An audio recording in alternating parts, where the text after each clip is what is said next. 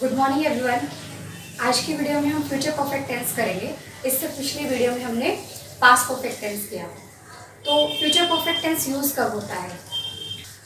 जब हम ये कहना चाहते हैं कि फ्यूचर में किसी पॉइंट ऑफ टाइम पर यानी किसी टाइम तक कोई काम जो है वो कंप्लीट हो चुका होगा, समाप्त हो चुका होगा, ठीक है, वहाँ पर हम फ्यूचर परफेक्ट टेंस यूज़ करते हैं। तो चलिए शुरू करते हैं।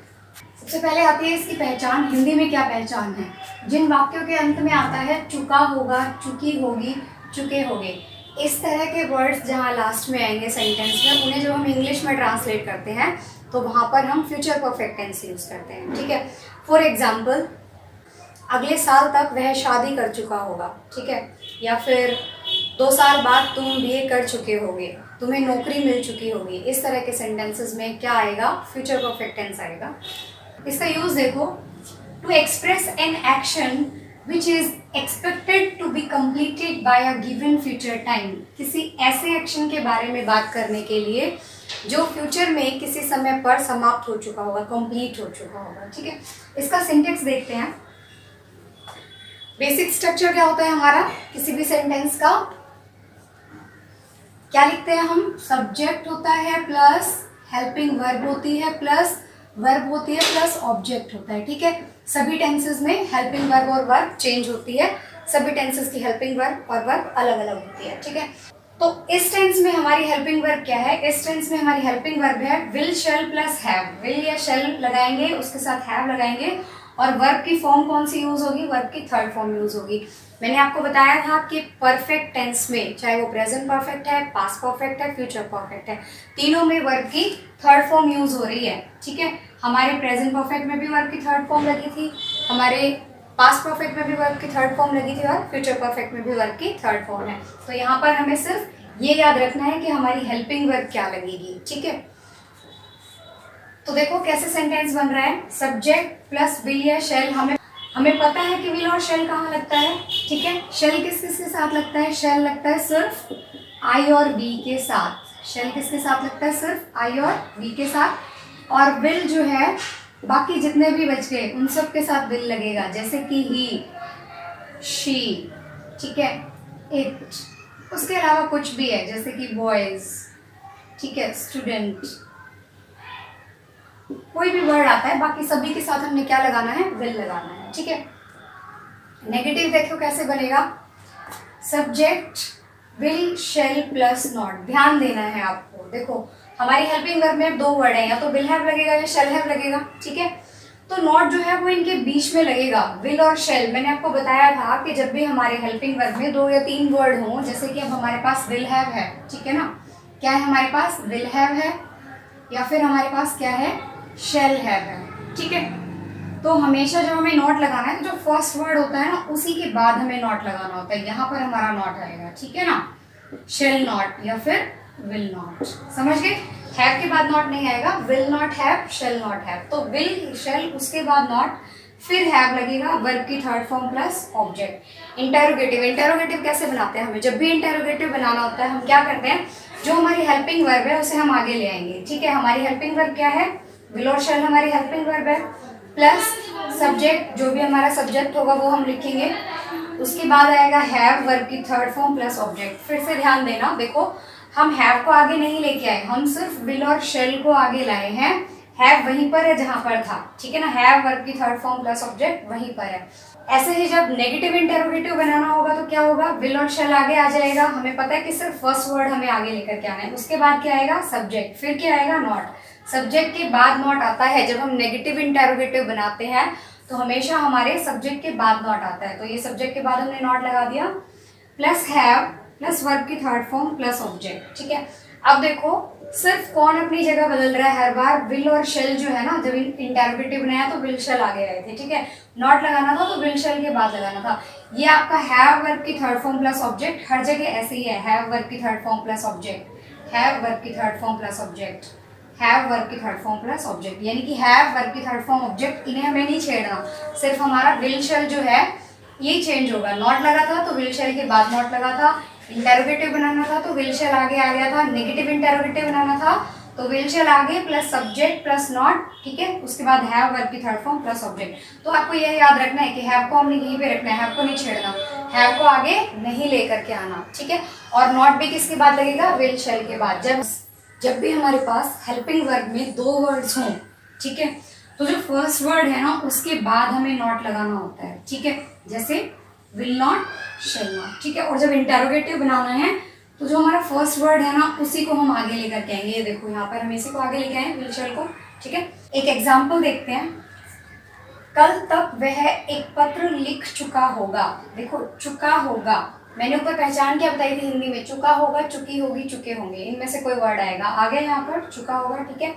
इंग्लिश में हमने जो यूज देखा था वो यूज क्या था कि फ्यूचर में कोई गिवन टाइम होता है, उस टाइम तक जो है काम हमारा कंप्लीट हो चुका होता है, ठीक है। सेंटेंस देखिए कैसे बनाना है। सबसे पहले क्या लिखना है हमें, सब्जेक्ट, ये आ गया हमारा सब्जेक्ट, ठीक है, ही। उसके बाद विल या शैल में से एक चीज लगानी है, ही के साथ क्या लगाते हैं हम, विल लगाते हैं, ठीक है। उसके बाद क्या लगेगा, हैव लगेगा, ठीक है। वर्ब की थर्ड फॉर्म, राइट की थर्ड फॉर्म क्या होती है, रिटन, राइट, रॉट, रिटन, ठीक है। अ लेटर हमारा ऑब्जेक्ट हो गया।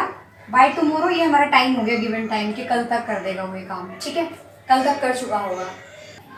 नेगेटिव देखो कैसे बनेगा। सबसे पहले क्या लिखना है हमें, सब्जेक्ट लिखना है। उसके बाद विल या शैल, हमारी हेल्पिंग वर्ब क्या आएगी यहाँ पर, विल आएगी। उसके बाद नॉट लगेगा, विल के बाद नॉट लगाना है हमें, ठीक है। फिर क्या आएगा, हैव आएगा। याद रखना है कि नॉट जो है वो विल के बाद आएगा, हैव के बाद नहीं लगाना हमें। जो हमारा फर्स्ट वर्ड होता है हेल्पिंग वर्ब का, उसके बाद हम नॉट लगाते हैं, ठीक है। विल नॉट हैव वर्ब की थर्ड फॉर्म, उसके बाद हमारा ऑब्जेक्ट, उसके बाद टाइम, ठीक है। He will not have return a letter by tomorrow, कि वह कल तक एक पत्र नहीं लिख चुका होगा। उसके बाद आता है इंटेरोगेटिव यानी कि प्रश्न, ठीक है। क्या करेंगे इंटेरोगेटिव में, जो हमारी हेल्पिंग वर्ब है उसका फर्स्ट वर्ड क्या है, विल, विल को आगे ले आएंगे, विल, उसके बाद सब्जेक्ट, हैव, वर्ब की third form plus object. Will he have written a letter by tomorrow, कि क्या वो कल तक एक पत्र लिख चुका होगा। नेक्स्ट है नेगेटिव इंटेरोगेटिव यानी कि ना वाले प्रश्न। हेल्पिंग वर्ब आगे आ गई हमारी, क्या है, विल है, उसका फर्स्ट वर्ड आगे आएगा हेल्पिंग वर्ब का, विल ही, सब्जेक्ट आ गया नॉट, ठीक है। सब्जेक्ट के बाद नॉट आएगा, देखो यहाँ पर विल शैल, सब्जेक्ट के बाद नॉट आना है, ठीक है। विल ही नॉट, उसके बाद हैव आएगा, will he not have written a letter by tomorrow. देखो हैव को हमने कहीं पर नहीं छेड़ा, have written, have written, have written, have written. Have जो है वो वर्ब की थर्ड फॉर्म के साथ ही लगा हुआ है, ठीक है। हमने सिर्फ किसकी प्लेस चेंज किया, विल की किया, देखो विल आगे गया है यहाँ पर, ठीक है। इस तरह से हमें सेंटेंसेस बनाने हैं। यूजेस देखो, टू एक्सप्रेस एन एक्शन, एक ऐसे एक्शन को एक्सप्रेस करने के लिए which is expected to be completed by a given future time, जो फ्यूचर के गिवन टाइम में यानी कि भविष्य का कोई टाइम है, उस टाइम तक वो एक्शन कंप्लीट हो जाएगा, ठीक है, वो काम उस टाइम तक कंप्लीट हो जाएगा। ऐसे एक्शंस को बताने के लिए हमें future perfect tense use. I shall have completed this work by evening, I shall have completed this work, मैं ये काम खत्म कर चुका हूँगा, बाय इवनिंग, शाम तक। देखो कहा गया है ना कि बाय अ गिवन टाइम, कौन सा टाइम दिया हुआ है, बाय इवनिंग, के शाम तक कंप्लीट हो जाएगा, फ्यूचर का टाइम है। और साथ में क्या सेंस है कि वो काम कंप्लीट हो चुका होगा उस टाइम तक, ठीक है। He will have got married by the end of this year, वह शादी कर चुका होगा by the end of this year, मतलब कि इस साल के अंत तक, ठीक है।